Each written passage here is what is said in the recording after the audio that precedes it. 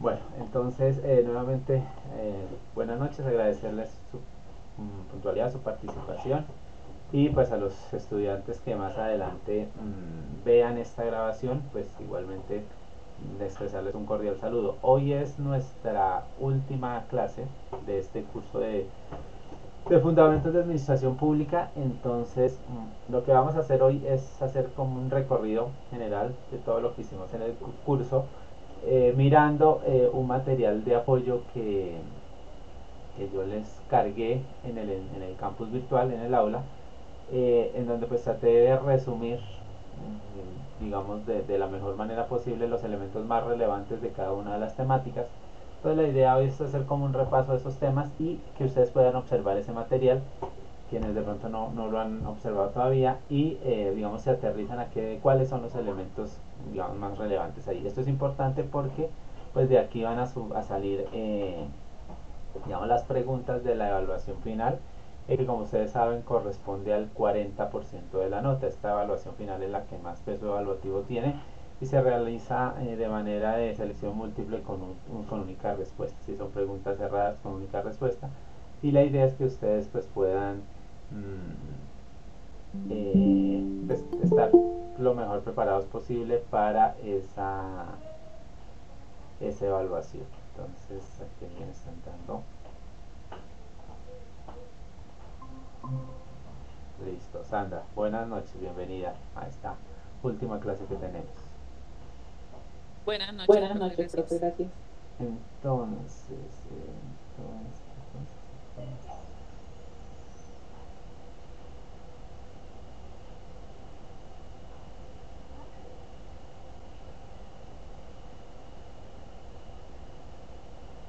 un segundito que estoy mirando el aula equivocada.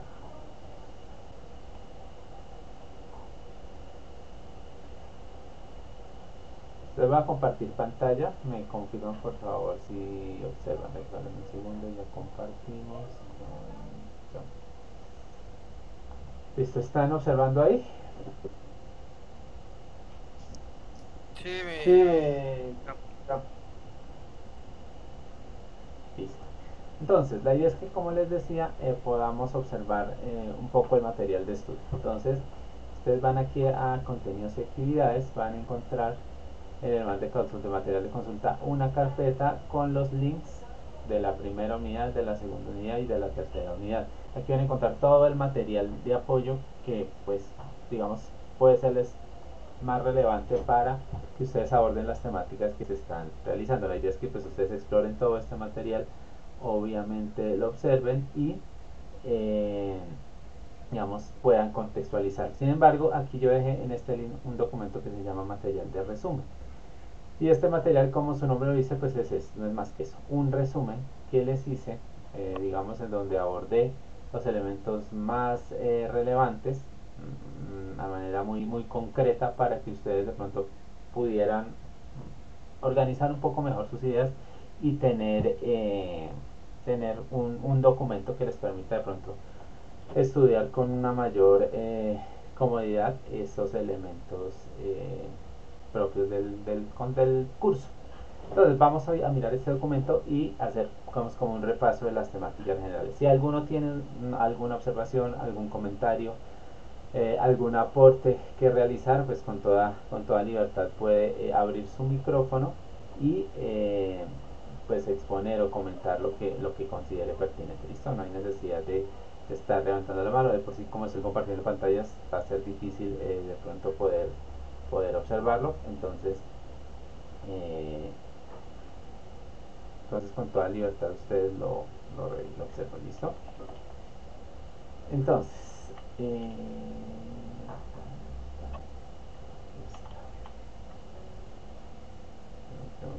entonces, este es el material de estudio que ustedes van a encontrar ahí en su campus virtual. Eh, la primera unidad, como ustedes recuerdan, estaba compuesta por tres elementos. Lo primero, que eran los hitos históricos, o esos antecedentes históricos que se inventaron los conceptos de la administración moderna que tenemos, las principales teorías, los principales postulados teóricos que dieron fundamento o que organizaron la estructura de la administración, y un marco legal que aborda relación o la estructura de la administración pública en Colombia. Entonces, en relación a la primera parte de los hitos históricos, abordamos básicamente estas siete, siete aspectos, que como les decía, pues tomábamos como referencia el libro de Hidalmar Chiavenato para poder, digamos, como organizar un poco más fácil la información. No quiere decir que no puedan ustedes explorar o que las actividades no incluyan otros documentos, pero la idea es que por lo menos estos elementos que son como más básicos los puedan tener como referencia. Esta primera unidad la exploramos a través de la primera actividad que ustedes realizaron a través de un mapa mental en donde explicaban cada uno de estos elementos. Entonces, recordábamos que desde los principales hitos de la administración, pues lo abordábamos desde la filosofía antigua, con las diferentes percepciones de filósofos como Sócrates, como Platón, como Aristóteles, que empezaron a conformar lo que consideramos como democracia, empezaron a hablar de conceptos como aristocracia, gobiernos, monarquías, y empezaron a generar unas bases conceptuales que permitieron o que influyeron como tal en la organización, en la gestión de las comunidades, de las sociedades.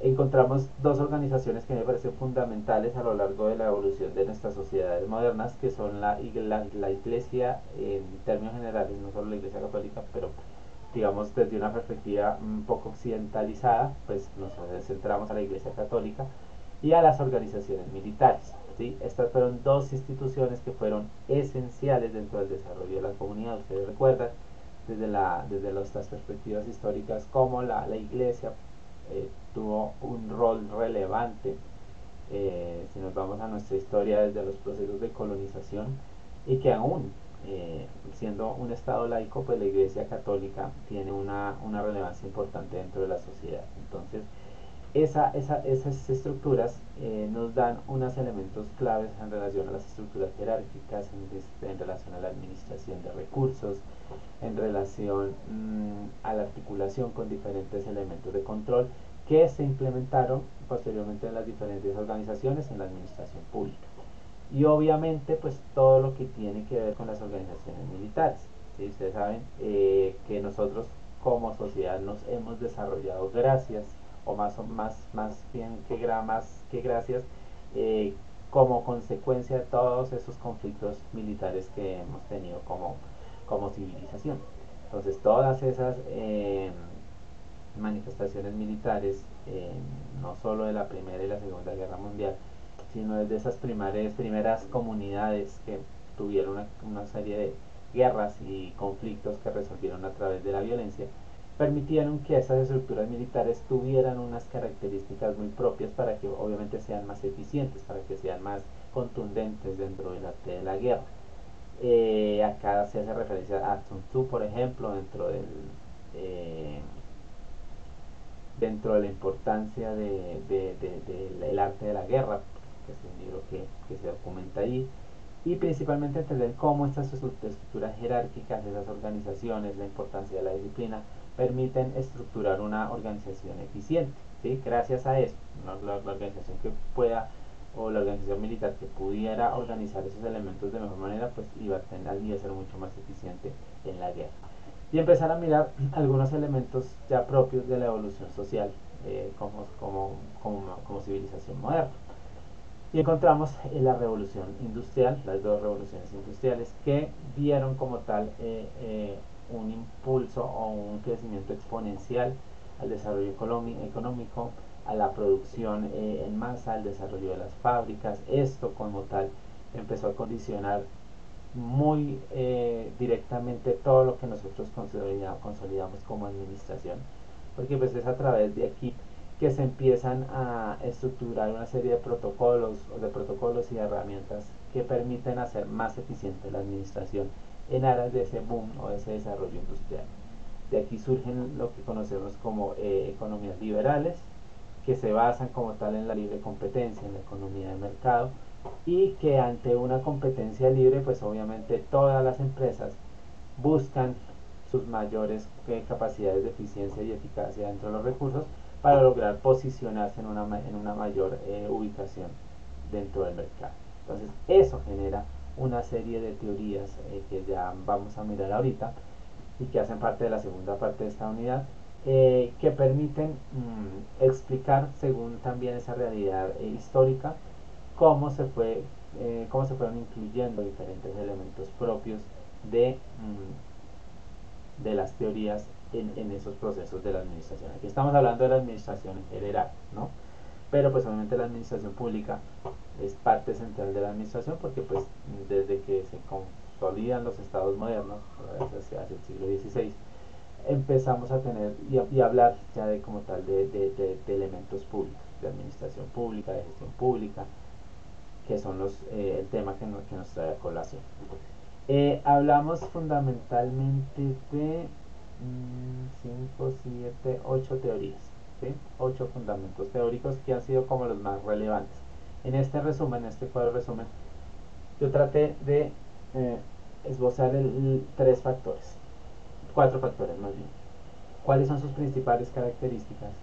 ¿Cuáles son los autores más relevantes? ¿Cuáles son las ventajas, las desventajas? ¿Y cuál es la aplicación que tiene cada teoría en la administración pública? ¿Sí? La idea es que esta parte también lo hubieran podido esbozar en su mapa mental en relación a explicar estos elementos. Entonces, hablamos primero de la eficiencia, o más bien del enfoque clásico, que se centra principalmente en lo que es la eficiencia y la productividad a través de la división del trabajo. Acá se centra en esa parte. El foco como tal de este enfoque clásico es la eficiencia y la productividad sin considerar, digamos, más elementos relevantes. Taylor y Henry Fayol fueron quizás sus representantes más significativos, en donde pues como tal se considera Taylor como el padre de la administración científica, y se originan una serie de documentos, por ejemplo, en el caso de Fayol, que define las funciones administrativas dentro del proceso. Entonces, esto pues trae ventajas, pero igual que todas las teorías, trae desventajas y tiene unas aplicabilidades. Principalmente en la era industrial fue el enfoque teórico que más marcó el desarrollo de la administración de las empresas. Ventajas: mejora la productividad, permite la introducción de nuevos métodos y procedimientos, pero tiene como desventaja que no relaciona, no tiene en cuenta esos factores humanos y esenciales, que ya vamos a ver que son esenciales y que otras teorías los contemplan. Es un enfoque muy mecanicista que dificulta como tal la capacidad de integrar nuevos procesos al, a la administración, y se utilizaba dentro de la administración pública para establecer jerarquías formales, para establecer protocolos específicos y para mantener un sistema burocrático que permitía una eficiencia y una eficacia. Recordemos que en esta parte la eficiencia y eficacia es el tema central de la teoría clásica. El enfoque humanista ya empieza a abordar lo que son las relaciones entre las personas y las relaciones humanas. Es un contraste relacionado, es una respuesta relacionada al enfoque clásico ante esa crítica de que no tiene en cuenta el talento humano como parte esencial del proceso. En esta parte el enfoque humanista se centra en resaltar esa importancia de los grupos, de los grupos sociales, de los seres humanos, de la comunicación que hay entre los actores que hacen parte de los procesos de administración. Héctor Mayo y Douglas MacGregor, quizás los relevantes autores más importantes de esa teoría humanista, desarrollan como tal el ambiente social dentro de los contextos. Y igual, tiene ventajas y desventajas. Podríamos hablar entre las ventajas: la participación, de promover de mejor manera la participación de los empleados, una mejora en la motivación y la satisfacción laboral, porque obviamente hace enfoque o hace énfasis en la parte humana, pero pues obviamente tiene desventajas relacionadas, por ejemplo, con la posibilidad de equilibrar esas necesidades organizacionales con las individuales, ¿sí? Cada ser humano es distinto, entonces es muy difícil orientar un proyecto de vida de cada uno de los trabajadores al proyecto o a la misión que tiene la empresa, y digamos pierde como tal, o se va casi que al otro extremo, y deja a un lado esa importancia de la estructura formal, que es absolutamente clave y trascendental dentro de cualquier tipo de administración. Entonces, esto actualmente tiene gran relevancia, por ejemplo, en procesos de gestión con los recursos humanos, el talento humano, los desarrollos organizacionales, los programas de bienestar social, bienestar laboral, que pues ustedes dentro de la Policía Nacional pues también ya los conocen como hacen parte. El tercer enfoque relevante es el enfoque neoclásico. que trata, digamos, como de ser un equilibrio entre el enfoque clásico y el enfoque humanista, ¿vale? Este enfoque considera cierta flexibilidad dentro del contexto organizacional, teniendo en cuenta elementos de los dos enfoques. William Neumann y Peter Drucker quizás fueron los más relevantes, donde introducimos conceptos como la administración por objetivos, empezamos a hablar de la importancia de la planeación, de la organización, y tiende a orientar los resultados a la eficiencia y eficacia. Rescata, digamos, del enfoque clásico ese foco de atención en relación a lograr que las empresas sean eficaces, pero permite una flexibilidad en la toma de decisiones teniendo en cuenta como tal los recursos o el talento humano. Desventajas, igual, tiende a simplificar mucho la complejidad organizacional, a creer o a mostrar un panorama que en la realidad tiene muchísimas más aristas y que tiene mayores complejidades, y que al no tenerlas en cuenta pues no permite que haya realmente una organización de todos esos factores, y en muchos casos pues puede llevar al fracaso de una empresa por precisamente subestimar esas variables que no están relacionadas o que se simplifican mucho dentro de esta teoría. Se aplica para definición de metas claras, porque recuerden que el proceso o el enfoque ya de esta teoría está centrado en la planeación y en la organización. Entonces, esta teoría nos da muchos elementos para hablar de planeación. Por ejemplo, cuando hablamos de política pública, hay varios elementos de esta teoría muy clásica que empiezan a ser relevantes. Y empezamos a hablar de la evaluación del desempeño o la evaluación de los proyectos en el sector público. La cuarta teoría es la estructuralista, que habla de la organización como un sistema estructurado, trata de corregir esa simplicidad de la teoría que veíamos anteriormente para considerar otros factores formales, factores informales, grupos, hacerla como un poco más compleja desde el punto de vista de análisis, para introducir, por ejemplo, el concepto de conflicto organizacional. Sigue teniendo como tal el ser humano como parte importante dentro de la empresa. Max Weber y René Knights hablan de lo que son las reglas, las jerarquías, las relaciones entre la estructura organizativa y el comportamiento humano. Y esto tiene como ventajas que permite hacer un análisis mucho más completo de la organización, reconociendo esos roles, esas relaciones, esos conflictos que hay entre los diferentes actores de la empresa, pero pues como desventaja puede ser muy rígido, puede tener una estructura demasiado formalista, demasiado formal, y necesita un enfoque de burocracia bastante robusto para que funcione, porque todos estos procesos requieren una cantidad de elementos o de actores que hacen parte como de esa cadena de administración. Entonces esto requiere un proceso burocrático bastante amplio dentro de la administración pública. ¿Listo? El quinto es el enfoque sistémico, que habla ya no de estructuras, sino habla de sistemas. Entonces entendemos que en las organizaciones hay una cantidad de sistemas que afectan como tal la organización y que están relacionadas unas con otras. Entonces aquí, por ejemplo, los modelos computacionales empiezan a ser relevantes porque empiezan a entender una serie de sistemas periféricos, una serie de sistemas centrales que, por ejemplo, desde la teoría de Bertalanffy y Baldwin, se habla de esas teorías computacionales, de la teoría general de los sistemas, del enfoque sistémico de las organizaciones. ¿Qué ventajas tiene? Que permite una visión mucho más amplia, permite entender situaciones incluso externas de las organizaciones que pueden afectar a la misma, y que permite realizar una dinámica en un entorno cambiante, una mejor capacidad de adaptación dentro de las empresas. Pero pues puede ser demasiado teórico y demasiado abstracto, es decir, no tiende a no tener protocolos o claridades normativas justas para lo que se requiere, y eso hace que su aplicación en la práctica sea mucho más compleja, porque pues al no poderse estandarizar, por ejemplo, un protocolo o un proceso claramente definido, pues se dificulta para los que tienen que implementar o la administración dentro de la organización poder aplicarlo de manera mucho más eficiente. ¿En qué parte lo utilizamos dentro de la institución? En la planeación estratégica, ya que consideramos factores internos y consideramos factores internos. Entonces, esta teoría nos es muy útil para esta parte. La siguiente es el enfoque situacional, que habla que no hay una única forma de administrar, sino que depende del contexto, depende de las diferentes variables que en muchas ocasiones no se tienen como control, y que afectan o que influyen en el desarrollo de las empresas. Paul Lawrence y Jack Lorschen hablan de los estudios sobre contingencia, la influencia del ambiente dentro de la estructura, y esto nos permite que la organización sea mucho más flexible, esté mucho más adaptada a los cambios, se pueda anclar o pueda hacer esa metamorfosis de adaptación de manera mucho más eficiente que otras empresas que son mucho más rígidas.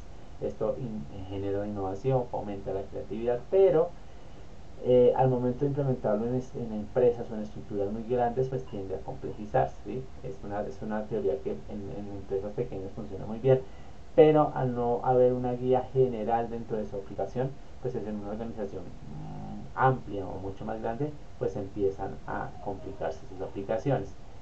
Es clave dentro de las políticas públicas, por ejemplo, en la adaptación de los procesos, en los procesos de evaluación, que requiere que nosotros lo podamos observar. Hay otras teorías como los nuevos enfoques de la administración, que ya empiezan a tener como referencia el desarrollo de las nuevas tecnologías, los procesos de gobernanza, de globalización, actualmente con los temas de internet, de inteligencia artificial, que permiten tener unos elementos mucho más potentes, digámoslo así, desde el punto de vista competitivo, pero como desventaja requieren una inversión bastante costosa, obviamente todos los desafíos que cada vez vienen desarrollándose con la innovación tecnológica y que nos permite, por ejemplo, desde la aplicación de la administración, hablar de gobierno digitales, hablar de inteligencia artificial, hablar de todos estos elementos tecnológicos que pues, la institución policial tiene. Y el último apartado de esta primera unidad pues era el marco legal de la administración pública en Colombia. Aquí básicamente la idea era que le echáramos un vistazo a la constitución política, toda la constitución como tal, y apunta obviamente a la administración pública, pero hay unos elementos, hay unos artículos muy puntuales que nos ayudan a entender mejor el Estado, entender su capacidad de descentralización, su control, sus mecanismos de control, los mecanismos de participación ciudadana, habla de los principios fundamentales, cómo se garantizan los derechos y deberes, cuáles son los roles que tienen dentro de la administración pública los habitantes del territorio, cómo están divididos los poderes públicos, funciones de la rama ejecutiva, de la rama judicial, de la rama legislativa, el tema de contratación, obviamente desde todo lo que tiene que ver con el artículo 6 de la libertad económica y hacienda pública, que ustedes como organización policial pues y institución del Estado pues tienen que tener muy anclado a todas esas normas o a sus principios de transparencia que tiene la contratación pública. Entonces aquí era que evidenciáramos esto, que evidenciáramos esos principales artículos de la Constitución, que identificáramos, por ejemplo, elementos de la ley 80 que dentro del proceso de contratación estatal establece como ese marco general de la administración pública en temas de contratación, que miremos los códigos disciplinarios, la ley 1437 relacionado con el procedimiento administrativo y contencioso administrativo. Miremos cómo se alinea un poco Colombia también a nivel internacional con los diferentes tratados que aprueba, por ejemplo, tratados de la Organización Internacional del Trabajo, las convenciones a las que Colombia, de las cuales hace parte, los acuerdos con temas de la OCDE, los acuerdos de Escazú, ahorita que estamos hablando tanto con el tema ambiental, porque todo esto hace como tal o hace parte de la administración pública. Entonces, en esta primera parte, yo trato como de consolidarles esta información general para que ustedes puedan, digamos, articular quizás los elementos más relevantes. ¿Sí? Obviamente la idea es que ustedes puedan explorar, aquí les dejo la bibliografía de esa parte. Claro, hasta aquí chicos, hasta esta primera unidad. Sí, Sí, señor. señor. Claro, Claro, la la explicación la ha explicación la ha dado mi dado capitán. mi capitán. Listo. Bueno, muchas gracias. La segunda unidad, ya empezamos a hablar de lo que es planeación estratégica, mecanismos de control, el MIPG y que era el otro tema, la contratación estatal. ¿Sí? Igual, aquí qué hago, pues tratar de hacerles un resumen muy concreto de los principales elementos de las definiciones de lo que es la administración pública, el concepto de planeación estratégica, miramos cómo el modelo integral de planeación y gestión, el MIPG o MIP, como lo llaman algunos, lo adopta a través del Departamento de Administración Pública y tiene unos elementos de planeación estratégica, de gestión de resultados, de mejora continua, que se alinea con procesos de control como el modelo estándar de control interno, ¿sí? Que sigue manteniéndose y que se regula a través de una normatividad. Aquí hablamos, por ejemplo, de la ley 87 de 93, que permite como tal establecer una serie de elementos que facilitan la gestión, la gestión administrativa. Hablamos, aquí les extraigo algunos elementos propios de la Policía Nacional con el modelo estándar, cómo se implementa el MIPG en la Policía Nacional, cuáles son los principios, que esto les aplica para, pues, para todo el contexto, cuando hablamos de integridad, de transparencia, de confianza, de orientación a los resultados, articulaciones interinstitucionales, todos los conceptos de calidad y excelencia, las tomas de objetivas de decisiones a través de indicadores claros que permitan una evaluación objetiva de los resultados, los componentes que como tal, los 7 componentes que como tal conforman el modelo integrado de planeación y gestión, que pues ya lo miramos dentro de la Policía Nacional, como se implementa a través de la resolución 4614 y los enfoques que en la Policía Nacional se traducen en las diferentes direcciones que tiene la institución. Ustedes saben que existe una dirección de talento humano, existe una dirección de bienestar social, existe una dirección de sanidad, existe una dirección financiera y administrativa. Bueno, esas direcciones permiten que la Policía Nacional pueda implementar y articular de manera integral el modelo integrado de gestión, de planeación y gestión, ¿vale? ¿Por qué? Porque pues, no son direcciones que están sueltas, son direcciones que le apuntan a una misma misión y una misma visión institucional y por lo tanto tienen una interrelación. Hay temas incluso transversales que tocan a todas las direcciones de la Policía Nacional y que se buscan abordar a través de estos elementos y de estos principios. Aquí vamos también a mirar la contratación estatal.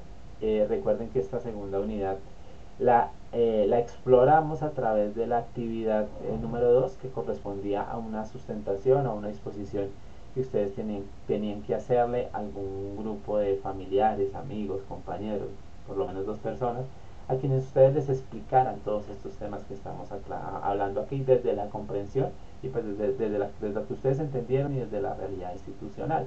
Entonces, dentro de los elementos que se buscaban evaluar era, por ejemplo, explicar las modalidades de contratación estatal. ¿Sí? En este resumen, igual que las teorías, yo trato de definirlas, de explicar las principales características, cuáles son cada una de las ventajas y las desventajas de cada uno de los procesos de las modalidades de contratación. Entonces, aquí hacemos ese ejercicio con la licitación pública, con la selección abreviada, con el concurso de méritos, con la contratación directa, con la mínima cuantía, y hago un contraste, digamos, como de diferencias y similitudes entre esas diferentes modalidades de contratación. La idea aquí es, igual este es un curso de fundamentos donde ustedes están haciendo una aproximación a los temas, pero el objetivo de este curso es que tengan ustedes unas ideas generales de estos procesos de contratación, ¿vale? Que tengan claridad en qué caso se aplica una mínima cuantía, en qué caso se aplica una contratación directa, cuáles son esas regulaciones que se tienen y por eso hablamos de los principios. Dentro de la ley 80 se establecen los principios de la contratación estatal y una de los apartados de la actividad era que ustedes pudieran identificar esos principios que pudieran explicar por qué es importante tener en cuenta estos principios de la administración pública y acá hacemos simplemente una muy breve descripción de cada uno señalando como sus elementos más representativos, ¿sí? Porque pues este es un resumen. Aquí abordamos un elemento que aunque pues no hizo parte de la actividad, que creo que sí ya se nos hace muy extensa, sí es importante que ustedes la tengan como referencia y es cuál es la responsabilidad en relación a la supervisión de los contratos, porque ya ustedes con este nuevo grado que van a adquirir muy posiblemente van a tener que asumir algunas responsabilidades administrativas que van a incluir apoyar procesos de supervisión de contratos. Entonces aquí establecemos algunos lineamientos sobre cuáles son esas responsabilidades y esas obligaciones que deben tener ustedes dentro de un proceso de supervisión de contratos. Asegurarse que realmente se cumpla con lo que se contrata, que haya una gestión adecuada que permita evidenciar una trazabilidad clara de los documentos utilizados, que haya un manejo y una gestión financiera adecuada, que desde ese proceso de supervisión se reporte a los diferentes organismos, medios de control o partes interesadas cualquier irregularidad que pueda surgir dentro de un proceso de contratación para poder tomar medidas de contención que permitan salvaguardar los recursos públicos. Recuerden que todo esto, digamos, todo este tema de contratación estatal, de modalidades, de principios, de supervisión, apunta es a eso, a que nosotros estamos o que tenemos que ser garantes del cuidado de esos recursos públicos. Y esa no es mi plata, esa no es la plata que yo me puedo gastar libremente y que puedo regalarla si quiero, sino que hace parte del erario público, hace parte del dinero de todos los colombianos y por lo tanto tenemos esa responsabilidad de salvaguardar de la mejor manera posible y optimizar de la mejor manera posible esos recursos. ¿Listo? Hablábamos de las diferentes responsabilidades a las que pueden ser sometidos ustedes cuando fallen dentro de ese proceso de supervisión, por ejemplo, dentro de las responsabilidades disciplinarias, las responsabilidades penales, porque hay delitos como el prevaricato, el peculado, el cohecho, el enriquecimiento ilícito, que pueden ser sancionados penalmente. Responsabilidad fiscal a través de las investigaciones que hace la Contraloría y que puede significar un pago por parte de ustedes a través de multas, una responsabilidad civil en donde ustedes pueden estar expuestos a demandas civiles por parte de terceros que puedan ser afectados de alguna manera con alguna omisión que ustedes hacen dentro de los procesos de supervisión. Entonces, realmente es importante esta parte, es extenso, vuelvo y les digo, pero sí tómense el tiempo para que por lo menos lean este documento de resumen y puedan interiorizar un poco y reflexionar sobre esa importancia que tiene ese papel del supervisor, ¿sí? Desde el nivel institucional se desarrollan diferentes procesos de capacitación, ustedes pueden apoyarse en los diferentes procesos de control interno, los manuales de contratación que establecen cada uno de los procedimientos, y esto nos permite tener una visión mucho más integral de las responsabilidades que tenemos que asumir como responsables de estos procesos de contratación. Entonces, hasta acá, muchachos, ¿alguna duda, alguna pregunta? ¿No? ¿Me están escuchando? ¿Me escuchan, muchachos? Sí, señor. Sí, señor. Sí, señor, lo Señor, estoy lo estoy copiando, mi copiando, capitán. mi capitán. Listo, Jenner. Muchísimas gracias por contestarme. Eh, Esa es la segunda unidad. Entonces recuerden que esa segunda unidad la exploramos a través de un video que ustedes debían o deben, o ustedes más ya deberían haber subido al aula. Ahorita hablamos un poquito de las actividades. Pero que lo que busca es eso, que ustedes expongan ante un público ese temario que ustedes están abordando. Entonces, aquí se busca también evaluar esa capacidad verbal, de argumentación que ustedes tienen, de expresión oral, para poder mejorar todos esos procesos. La tercera unidad, muchachos, aborda lo que es el enfoque o lo que es la política pública, aborda lo que es el gobierno digital y aborda lo que es la ética dentro de la institución policial. ¿Vale? En cuanto a políticas públicas, miramos diferentes enfoques de estudio. Aquí yo les dejo un enfoque de Ralph Double que habla del enfoque racional, incremental, de redes e institucional que permite eh, estructurar de mejor manera un proceso de política pública. Recuerden que una política pública busca atender las necesidades puntuales de una población, ¿sí? Y es muy amplio porque las necesidades son múltiples, porque la capacidad del Estado es muy reducida para atender esas necesidades y por lo tanto las políticas públicas están encaminadas a garantizar una agenda pública que permita priorizar esas necesidades, ¿sí? Y a través de estos enfoques vamos a poder identificar eso. vamos a poder determinar cuáles son esas necesidades más relevantes que tiene la comunidad o que deben ser abordadas con mayor prioridad para poder garantizar o para poder cumplir con esos fines esenciales del Estado que pues están consagrados en el artículo 2 de la Constitución Política de Colombia y que como instituciones del Estado pues tenemos que apuntarle a su cumplimiento. Entonces, hablábamos de los ciclos de política pública. Aquí hago una breve referencia de lo que son los ciclos de política pública, que empiezan con un diagnóstico en donde identificamos la problemática, reconocemos la situación que se requiere intervenir o que se requiere mejorar. Aquí la participación de la comunidad es absolutamente clave porque nadie más que ellos, nadie más que las personas que están sufriendo esas dificultades son los que pueden realmente ayudarnos a identificar cuál es el problema. Aquí hay una cantidad de herramientas de administración, que el árbol de problemas, que el árbol de objetivos, que el árbol de soluciones, que la matriz espina pescado, que bueno, hay una cantidad de cuadros y elementos que pues, no lo vamos a abordar ahorita porque no van a hacer ustedes política pública como tal, o por lo menos no directamente, pero sí van a apoyar y sí van a ayudar en ese proceso de política pública. Entonces la idea es que ustedes tengan como alguna aproximación, alguna claridad desde esa perspectiva que ustedes están abordando. Eh, una vez identificada esa problemática, una vez hecho ese diagnóstico de la política pública, vamos a empezar a formular. ¿Qué es la formulación? Es empezar a diseñar esas estrategias o esas acciones que nosotros, o que desde la formulación, desde la identificación del problema, se consideran que son las más efectivas para atender esa problemática, ¿sí?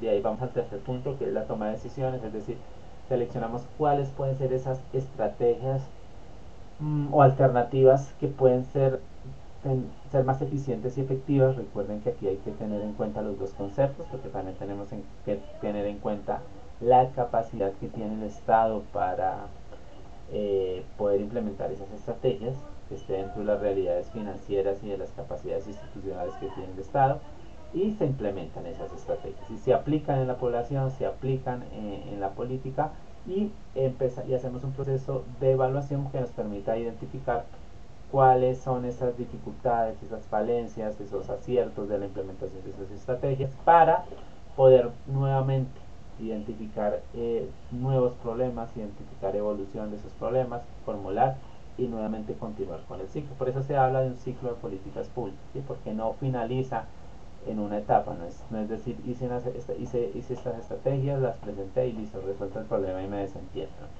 Son problemas que tienden a ser continuos y que se deben estar abordando de manera permanente por parte del Estado, por lo tanto se convierte en un ciclo en donde todos los actores están participando y están articulando los diferentes procesos de evaluación. Aquí el tema de evaluación se convierte central dentro de los procesos de política pública.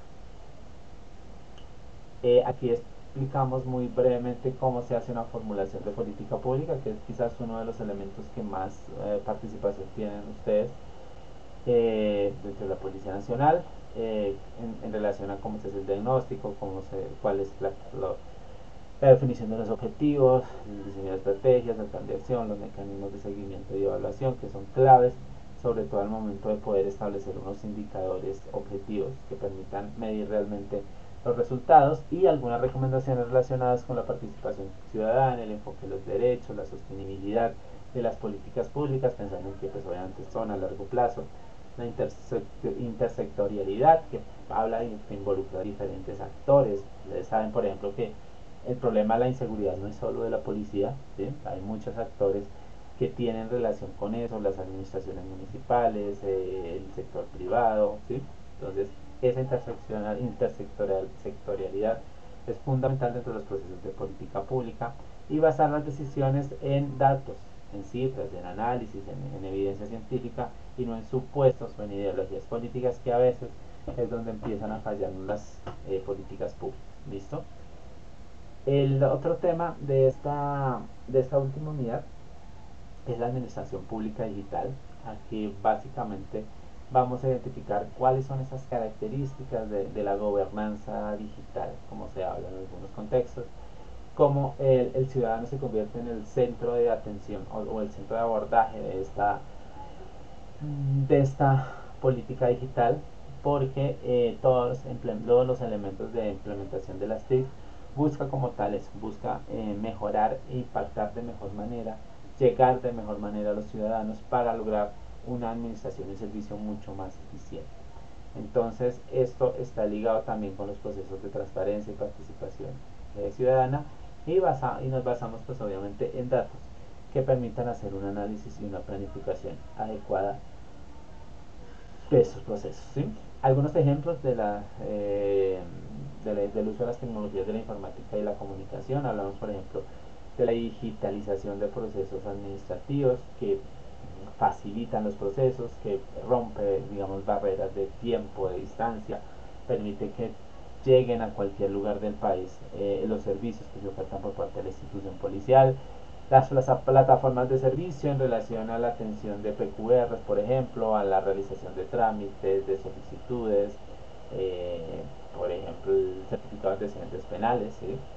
Ya no toca como hace 20 años que tenían que ir las personas a hacer una fila allá al DAS en esa época, 25 años, a que les expidieran un certificado de antecedentes penales, sino que ahorita en 3 minuticos puede uno meterse a internet y descargar su certificado de antecedentes para cualquier requerimiento o cualquier uso que nosotros tengamos. Creatividad e inclusión digital, obviamente también reducir esa brecha tecnológica y lograr una operatividad mucho más ágil dentro de las instituciones.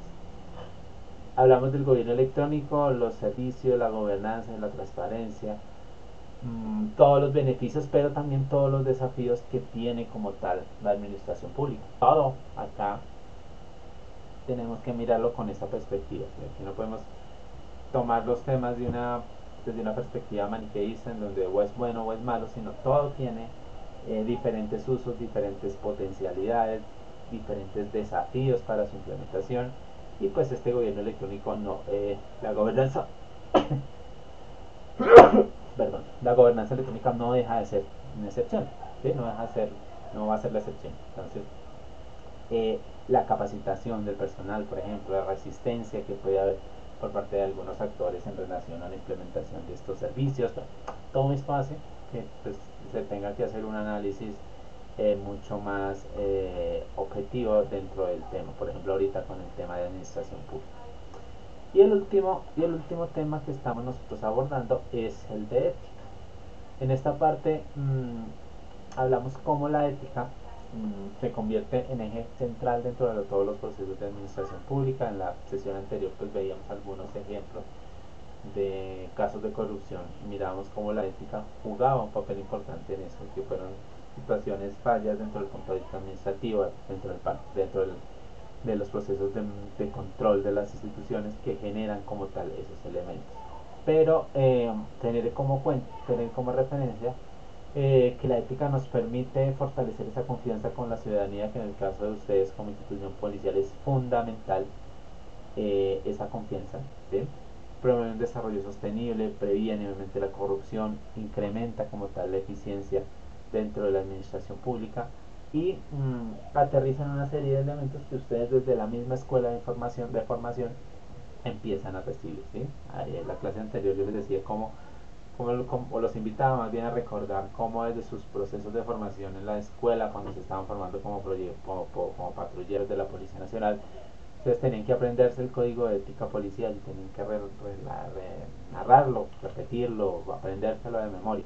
Pero que la idea no es solo que se lo aprendan de memoria y lo reciten como loritos, sino que tengan conciencia de cada uno de esos elementos que hace parte del código de ética policial, ¿sí? Ustedes se tienen analizar, y una invitación que les hago ahorita es tómense la molestia de leer el código de ética policial ya desde una perspectiva mucho más analítica y analizando cada uno de los apartes que como tal trae el código de ética policial, y van a darse cuenta que todos estos elementos de transparencia, responsabilidad, imparcialidad, equidad, servicio al ciudadano, respeto por los derechos humanos, integridad, son los que básicamente ustedes están diciendo cada vez que leen y que recitan el código de ética policial. Entonces aquí es más un llamado a la reflexión, a que identifiquen esos puntos y esos elementos y a que puedan como tal fortalecer esos apartados.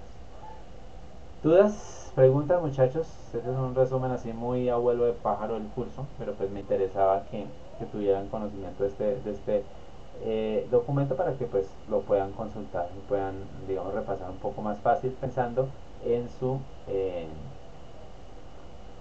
en su tercera actividad. Bueno, entonces hasta aquí, ¿hay alguna duda? Janer, Sandra, Jan, Cristian, Fael, ¿alguna inquietud?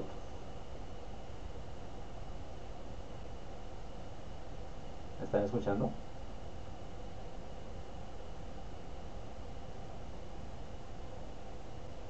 Chicos, Hanner le está copiando, mi capitán. ok, listo. Entonces, bueno, actividades.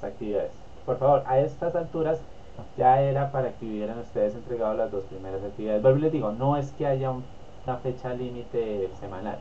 Realmente todas las actividades del curso están habilitadas hasta el último día, que es el 16 de mayo. Pero la invitación es a que lo hagan pues, de manera progresiva. Primero porque es un proceso de aprendizaje progresivo, ¿sí?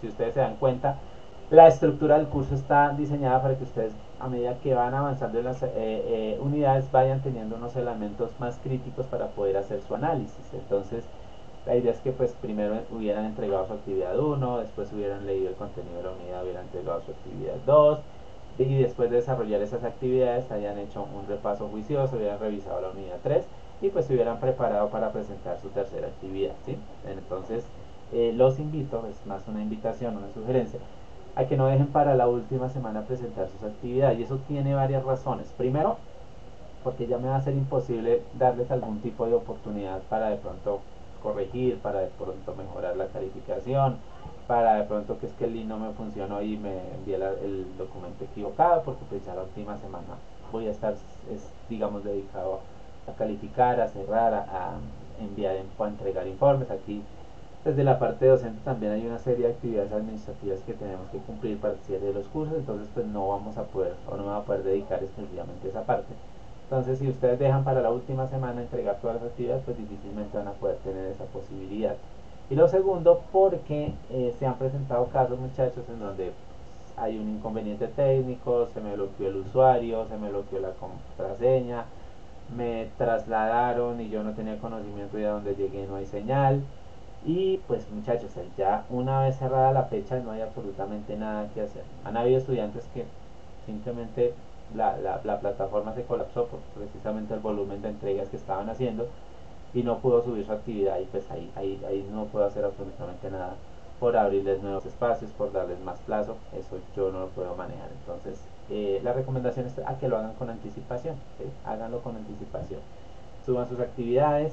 La idea es que ya ahorita hayan podido subir sus dos tareas, yo creo que entre hoy y mañana, más tardar el miércoles, ya le entregaré la calificación pues, a todos los que han entregado la primera y la segunda actividad, y que se preparen para la evaluación, ¿sí? No es una evaluación compleja, no es una evaluación que busque corcharlo, simplemente es una evaluación que busca medir el nivel de apropiación que tienen ustedes sobre algunos conceptos que son centrales, que son fundamentales. Entonces, si ustedes hacen las actividades de manera juiciosa, si ustedes leen y estudian el documento de apoyo, si ustedes asisten a las clases o revisan las grabaciones de las clases, para tener elementos más que suficientes para obtener unos excelentes resultados en esa evaluación. ¿Listo? Entonces la invitación es a eso, a que desarrollen sus actividades, que no dejen para último momento la entrega de esas actividades ni la presentación de la evaluación, y que cualquier duda, cualquier inquietud, cualquier pregunta que tengan, pues no duden en consultar. ¿Listo, muchachos? Entonces, cualquier inquietud, estaré atento por correo electrónico, por celular, por el medio los medios que están ahí diseñados para eso, para que cualquier inquietud me la puedan hacer. ¿Listo, muchachos? Entonces, última ronda de preguntas. ¿Alguien tiene una duda? ¿Alguien tiene alguna pregunta, alguna inquietud? ¿No? Bueno. Entonces no me resta sino desearles una feliz noche, y pues cualquier cosa que inquietud estoy atento. Entonces que estén muy bien. Feliz noche. Gracias, mi Gracias, capitán. mi Muy capitán. buenas Muy noches. buenas noches.